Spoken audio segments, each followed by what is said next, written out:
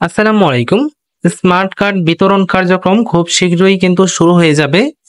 আপনার voter ID কার্ডটি smart card হয়েছে কিনা সেটা কিভাবে চেক করবেন আজকের ভিডিওতে সেই প্রসেসটি দেখিয়ে দিব। ভিডিওটি সম্পূর্ণ দেখবেন। যারা চ্যানেলটিতে নতুন, চ্যানেলটি সাবস্ক্রাইব করে রাখবেন। স্মার্ট কার্ড বিতরণ কার্যক্রম খুব শীঘ্রই শুরু হয়ে যাবে। স্মার্ট কার্ড চেক করার ক্ষেত্রে আপনি যে কোনো একটি ব্রাউজার ওপেন করে নেবেন। ব্রাউজারে গিয়ে সার্চ করবেন nidw.gov.bd। তো লিঙ্কটি ভিডিও ডেসক্রিপশন বক্সে দেওয়া থাকবে।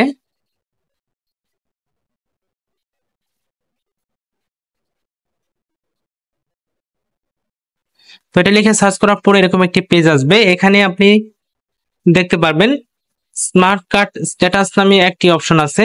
এখানে এই যে স্মার্ট কার্ড স্ট্যাটাস নামে যে অপশনটি আছে এখানে ক্লিক করে দিবেন। ক্লিক করার পর আপনার সামনে এরকম একটি পেজ আসবে। এখানে স্মার্ট কার্ড স্ট্যাটাস আপনার যে জাতীয় পরিচয়পত্র নম্বর অথবা যদি আপনার ফর্ম নম্বর থাকে তাহলে সেটা এখানে দিয়ে দিবেন। তো দেওয়ার পর এখানে আপনার যে জন্ম তারিখ, দিন, মাস, বছর দিয়ে দিবেন। দেওয়া হয়ে গেলে এখানে ক্যাপচা কোডটি আপনি পূরণ করে দিবেন। তো জাতীয় পরিচয়পত্র নম্বর, জন্ম তারিখ দেওয়া হয়ে গেলে আপনি সাবমিট যে অপশনটা আছে সেখানে ক্লিক করে দিবেন। ক্লিক করার সাথে সাথে স্মার্ট কার্ড স্ট্যাটাস, আপনার যদি স্মার্ট কার্ড তৈরি হয়ে থাকে তাহলে এরকম পেজ আসবে যেখানে স্ট্যাটাস কমপ্লিট দেখাবে এবং এখানে যে স্মার্ট কার্ডের বক্স আইডি নম্বর সেটা দেখাবে এবং কমপ্লিট যে আইডি নম্বর সেটাও এখানে দেখাবে। ডিস্ট্রিক্ট, উপজেলা, ভোটার এরিয়া, কন্ট্যাক্ট অ্যাড্রেস এগুলো তথ্য শো করবে। স্ট্যাটাস যদি কমপ্লিট থাকে তাহলে বুঝে নেবেন যে আপনার যে স্মার্ট কার্ডটি রয়েছে সেটা তৈরি হয়ে গেছে।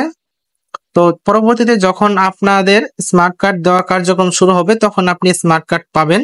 তো স্মার্ট কার্ড স্ট্যাটাস ক্ষেত্রে যদি এই অপশনটি দেখায় যে স্মার্ট কার্ডের কোনো তথ্য পাওয়া যায়নি, এটার মানে হলো আপনার যে স্মার্ট কার্ডটি সেটা কিন্তু এখনো তৈরি হয় নাই।